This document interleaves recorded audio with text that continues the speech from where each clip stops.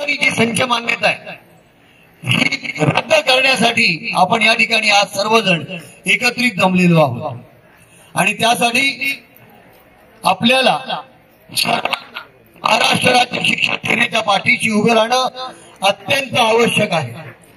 हा GR जोपर्यंत रद्द होत नाही तोपर्यंत माझे शिक्षक, शिक्षकेतर कर्मचारी, मुख्याध्यापक यांच्या पदांना संरक्षण मिळणार नाही।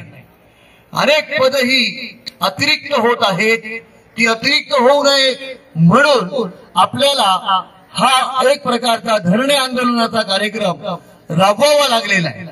आज सन्माननीय अभ्यंकर साहेबांच्या मार्गदर्शनानुसार, नेतृत्वानुसार संपूर्ण राज्यामध्ये विविध जिल्ह्यांच्या शिक्षण अधिकारी कार्यालयांसमोर, उपसंचालकांच्या कार्यालयांसमोर अशा प्रकारची ही धरणं आंदोलनांची बाब आपण हाती घेतलेली आहे।